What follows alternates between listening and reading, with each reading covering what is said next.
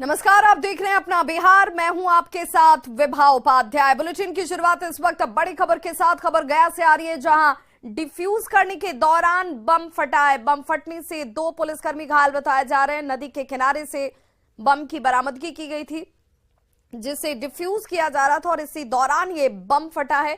अपराधियों ने इस बम को छिपा कर रखा था, जिस दौरान ये बम फटा। बताया जा रहा है कि बम फटने से 2 जवान जख्मी हुए।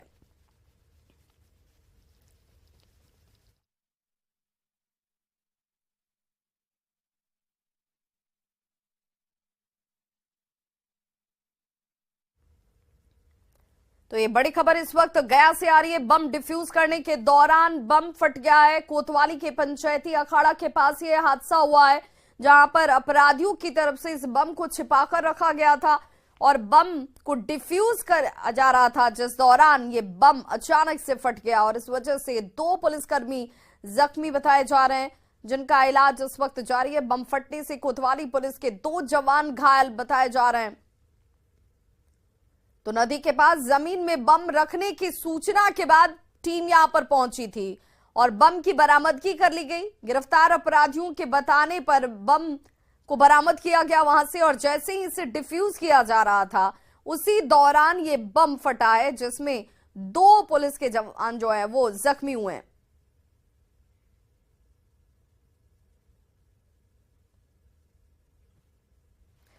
और संवाददाता एलन लिली हमारे साथ इस वक्त ज्यादा जानकारी के साथ फोन लाइन पर गया से जुड़ चुके हैं। एलन लिली, क्या जानकारी मिल रही है? क्या बम डिफ्यूज करने के दौरान जो एहतियात बरते जाने चाहिए थे, वहां पर कुछ खामी आई?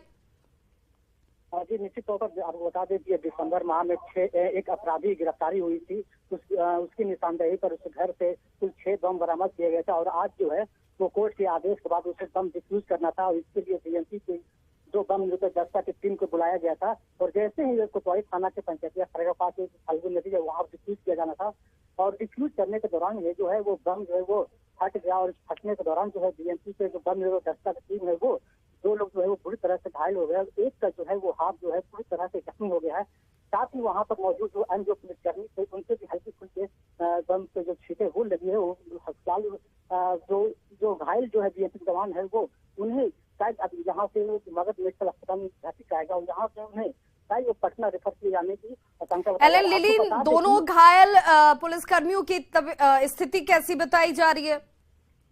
देखिए, जो बम दस्ता के जो 2 पुलिसकर्मी है बम दस्ता के, उनकी हालत जो है वो काफी खराब है। पूरी तरह से वो घायल है।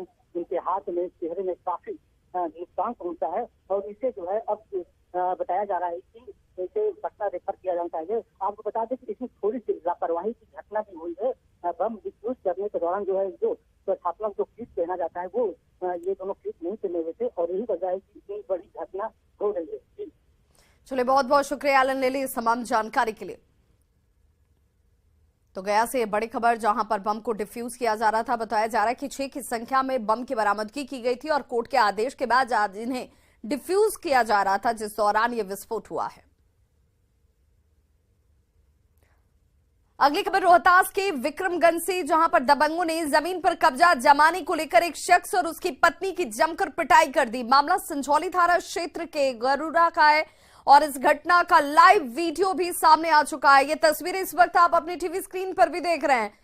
किस तरीके से दबंग महिला और उसके परिवार के सदस्यों को लाठी डंडे से पीट रहे हैं।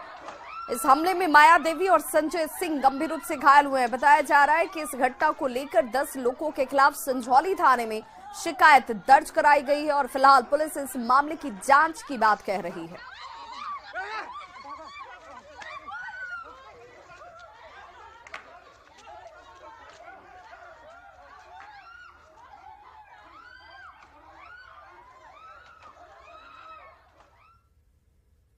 के मारत रहन जे घींच के हम देखनी तो गोइनी धरे तो हमरो सर पर डंडा से बांस ले मार दिलन जे। फिर हम गिर गोइनी, गिरलो पर भी पीटलन जे। कौन कौन लोग मार रहे थे? सरकार कुमार, मिथिलेश कुमार, अनिल कुमार, सुनील कुमार। किस लिए मार रहे थे? हम धरे गोइनी छोड़ावे तो मुझको दबा रहा है और लाठी के बल पर सबको मार रहा है। मुझको मेरे भाई को, मेरे पत्नी को मारा, तीनों आदमी को। कितने लोग घायल हैं? 3 लोग घायल हैं हम लोग। कब की घटना है? कल करीब 6 बजे। खबर मुजफ्फरपुर से, जहां हादसे के बाद टैंकर से तेल लूटने की लोगों में होड़ मच गई और मौके पर तैनात पुलिस सिर्फ तमाशबीन बनी रही। घटना बोचा के NH57 की, और ये तस्वीर देख लीजिए। यहां पर जो भीड़ और मजमा आपको नजर आ रहा है, ये तेल लूटने के लिए पहुंची हुई भीड़ है, जो NH57 पर बाल्टी डिब्बे जिसके हाथ जो लगा वही लेकर वो तेल लूटने की होड़ में लग गया। ट्रक और टैंकर के बीच जोरदार टक्कर के बाद टैंकर खेत में पलट गया, जिसके बाद इलाके के लोग तेल लूटने के लिए यहाँ इकट्ठा हो गए। हद तो तब हो गई जब पुलिस वालों की मौजूदगी यहाँ पर थी, लेकिन सिर्फ और सिर्फ मुख्य दर्शक के लिहाज से इन लोगों को यहाँ से हटाने की पुलिस वालों की तरफ से कोशिश नहीं हुई। तेल लूटने के लिए लोगों की भीड़ जुटती चली गई और ये वीडियो तेल लूट का इस वक्त वायरल हो रहा है और सोशल मीडिया पर तेजी से होते इस वायरल वीडियो के बाद सवाल भी उठने शुरू हो गए हैं। हालांकि इस हादसे में एक घायल शख्स को SKMCH में इलाज के लिए भर्ती कराया गया।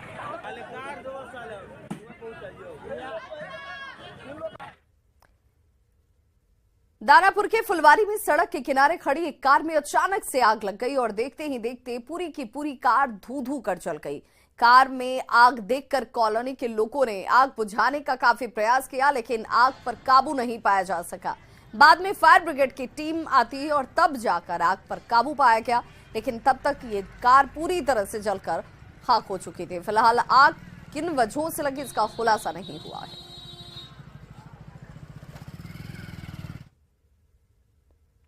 सिवान में वार्ड पार्षद नईम अशरफ की हत्या के बाद लोगों का गुस्सा फूट पड़ा। गांव में शव के पहुंचने के साथ ही परिजनों में चीख पुकार मच गई। आक्रोशित लोगों ने आगजनी कर हसनपुरा मुख्य मार्ग को जाम कर दिया। हत्यारों की गिरफ्तारी और मौके पर सीनियर अधिकारियों को बुलाने की मांग करते हुए लोगों ने जमकर बवाल किया। आक्रोशित लोग पुलिस प्रशासन के खिलाफ जमकर नारेबाजी कर रहे थे। बीती देर रात बेखौफ अपराधियों की तरफ से हसनपुरा पंचायत के वार्ड संख्या 17 के पार्षद नईम अशरफ की गोली मारकर हत्या कर दी गई। बताया जा रहा है कि नईम अशरफ की हत्या उनके दरवाजे से कुछ ही दूरी पर की गई। घटना के बाद सिवान सदर STPO के नेतृत्व में पुलिस टीम अब इन अपराधियों की गिरफ्तारी के लिए कई इलाकों में छापेमारी कर रही है।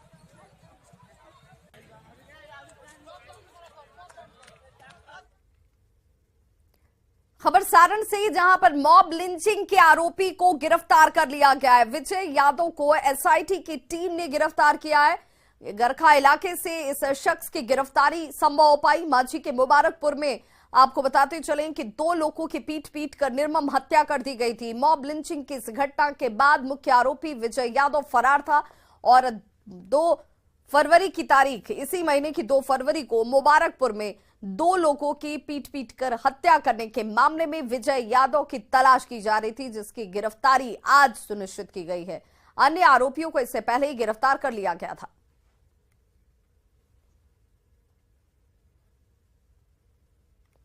अगली खबर वैशाली के भगवानपुर से, जहां निजी कंपनी के रिटायर्ड कार्यालय में रजिस्टर्ड कार्यालय में 3 दिन पहले एक 5.5 लाख रुपए की चोरी का CCTV फुटेज सामने आया है। और ये तस्वीर इस वक्त आपके टीवी स्क्रीन पर भी, जहां पर आप देख सकते हैं कि चोर बड़े आराम से कार्यालय में दाखिल होते हैं और फिर कबर्ड में रखे हुए 5,65,000 रुपए लेकर यहां से फरार हो गए। आपको बता दें कि ये तस्वीर भगवानपुर थाना क्षेत्र के रतनपुरा स्थित निर्मला विश्वास निधि लिमिटेड कंपनी की है।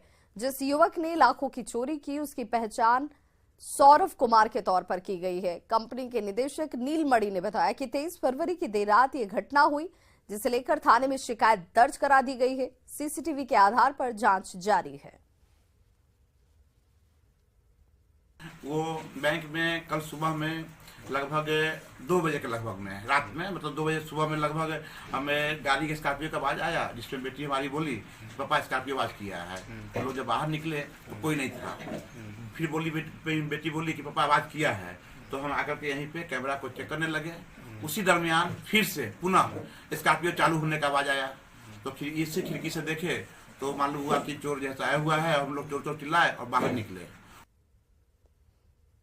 औरंगाबाद में एक मुखिया पर पंचायत सरकार भवन को मैखाना बना देने का आरोप लगा है। मामला मदनपुर प्रखंड के एरकी कला पंचायत से जुड़ा हुआ है, जहां निर्माणाधीन पंचायत सरकारी भवन में मुखिया प्रतिनिधि कमलेश चौधरी ने शराब और चिकन की पार्टी की तैयारी की थी, लेकिन ग्रामीणों की पहल पर मुखिया प्रतिनिधि की मंशा पर पानी फिर गया।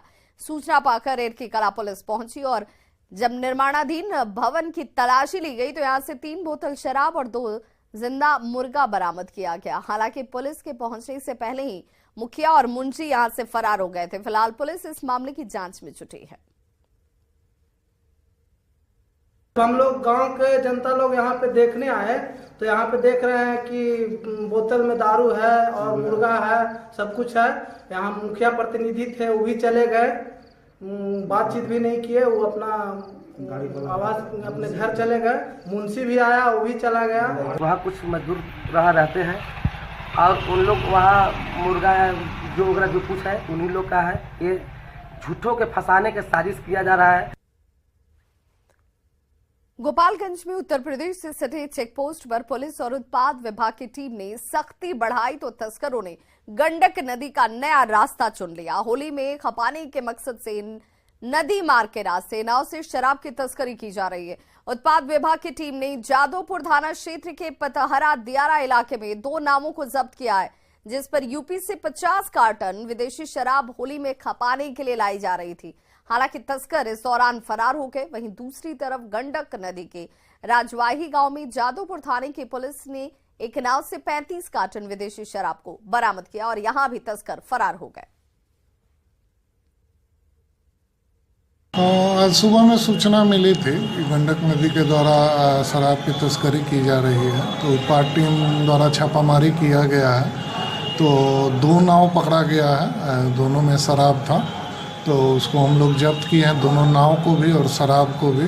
लगभग 50 कार्टन जो है वो उसमें शराब है और 2 नाव को हम लोग जब्त करके अग्रतर कार्रवाई कर रहे हैं। उसमें होली को देखते हुए विशेष सतर्कता बरती जा रही है और सभी थाना को निर्देश दिया गया है कि शराब के विरुद्ध जो अभियान है वो और गंभीरता से करें। और इसके लिए हम लोग यूपी से आने वाले जितने भी मार्ग हैं वहाँ पर विशेष नाकाबंदी लगाए हुए हैं, सभी गाड़ियों को चेक किया जा रहा है। केंद्रीय गृह मंत्री अमित शाह के बयान पर वित्त मंत्री विजय चौधरी ने पलटवार किया है। उन्होंने कहा कि पूरी बीजेपी निराशा और हताशा में है। उन्होंने कहा कि नीतीश कुमार के बारे में ऐसी बात जो लोग कर रहे हैं वो सिर्फ निराशा और हताशा में कर रहे हैं।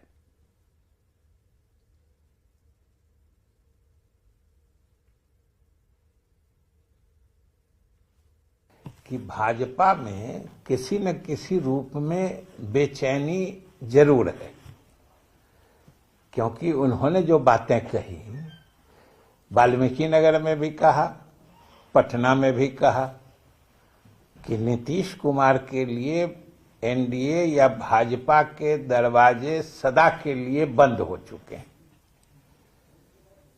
तो हमें ये नहीं समझ में आ रहा था कि उनको ये बात बार बार कहने की आवश्यकता क्यों पड़ रही है। क्या वो इसकी जरूरत तो नहीं महसूस कर रहे हैं। और सबसे बड़ी बात कि नीतीश कुमार कोई एनडीए में अपने दाखिले का आवेदन लेके भाजपा के दरवाजे पर तो नहीं खड़े हैं। जेडीयू का अमित शाह पर पलटवार लगातार चल रहा है। अपने काम पर क्यों बात नहीं करते हैं, ये सवाल रखा गया। केंद्र पर झूठ बोलने का आरोप जेडीयू की तरफ से लगाया जा रहा है।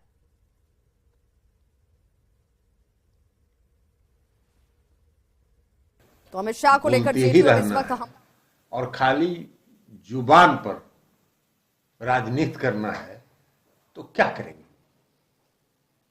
देश का सरकार चला रहे हैं, देश के गृह मंत्री हैं, तो कुछ देश के बारे में बताइए ना। बिहार अगर आए हैं तो क्या काम किए आप। 2014 से देश चला रहे हैं, तो 2014 से 2023 तक देश के लिए क्या किया ये ना बताइए।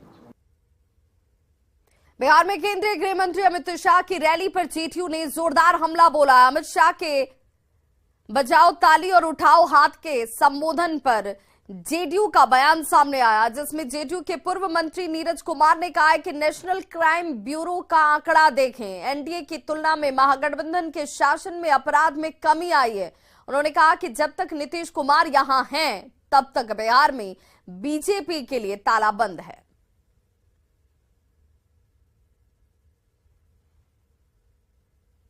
तो वहीं पूर्व केंद्रीय मंत्री आरसीपी सिंह ने एक बार फिर से नीतीश सरकार पर हमला बोला है।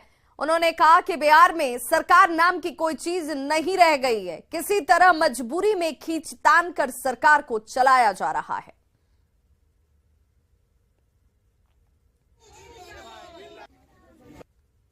गांव में चले जाइए, बच्चे सरकारी स्कूल में नाम लिखाए हुए, सब कोचिंग पढ़ता है, ट्यूशन पढ़ता है, घर वालों को भी पैसे खर्च हो रहे हैं, तब जाकर के बच्चे अपनी पढ़ाई कर पा रहे हैं। स्वास्थ्य का वही हाल है। आप इतने अस्पताल खोले चले जा रहे हैं, कह रहे हैं हर एक जिले में हम मेडिकल कॉलेज खोलेंगे। मेडिकल कॉलेज तो खोल दिया गया, इलाज कौन करने वाला है? पटना में किसी नेता की तबीयत खराब होती है, कोई पीएमसीएच में इलाज कराने जाता है? जाता भी है तो पारस में या दिल्ली जाता है। देखिए, मूलभूत जो आवश्यकता है सिर्फ बिल्डिंग बनाने से नहीं होगा ना।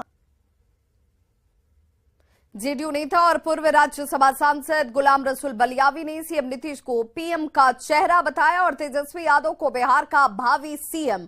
उन्होंने कहा कि अगर नीतीश कुमार को मौका मिले तो वो बिहार की तरह देश की तरक्की भी कर सकते हैं, उसकी भी तस्वीर बदल सकते हैं। इस पर सर्वे करा लेना चाहिए, उसमें दिक्कत क्या है? गुलाम रसूल बलियावी जी क्या चाहते हैं? भाई, हम तो फख्र के साथ, गर्व के साथ कहते हैं कि पीएम मटेरियल नहीं, एक मौका अगर मिल जाए तो जब बिहार की तस्वीर बदल सकती है और सद्भाव के साथ बिहार एक नई तारीख लिख सकता है, तो नीतीश कुमार जी में वो कला, वो कार्य, वो क्षमता, वो साहस है कि देश की भी तस्वीर बदल जाएगी, लोग देख लेंगे। आम जनता पार्टी राष्ट्रीय की ओर से लखीसराय में निदान यात्रा निकाली गई, जिसमें पार्टी के राष्ट्रीय अध्यक्ष विद्यापति चंद्रवंशी ने लोगों से संवाद किया और इस दौरान विद्यापति चंद्रवंशी ने बिहार में हो रही जातीय राजनीति के खिलाफ लोगों को जागरूक किया। पार्टी के राष्ट्रीय अध्यक्ष ने कहा कि चुनाव में जाति के आधार पर वोटिंग की वजह से बिहार का विकास नहीं हो पा रहा है और ऐसे में लोगों को अच्छी शिक्षा, अच्छा स्वास्थ्य और रोजगार चाहिए, तो उचित लोगों को जाति से ऊपर उठकर वोट करना होगा। विद्यापति चंद्रवंशी ने कहा कि आरक्षण के मुद्दे पर पटना में जल्द ही महाधिवेशन भी किया जाएगा।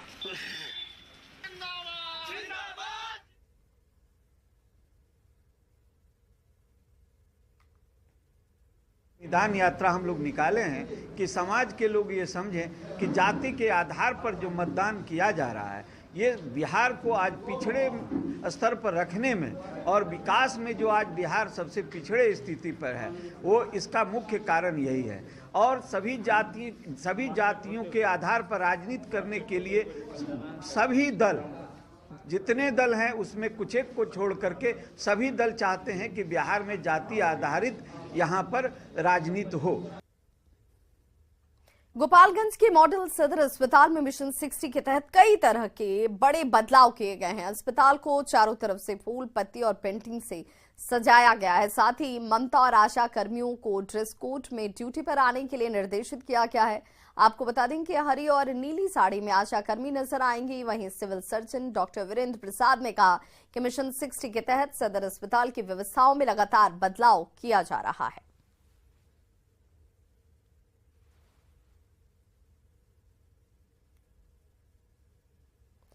अक्सर पुलिस की संवेदनहीनता ही खबरें मीडिया की सुर्खियों में रहती हैं, लेकिन सीतामढ़ी के पुलिस के एक जवान ने जब संवेदनशीलता दिखाई तो लोग पुलिस वाले को सलाम करने लगे।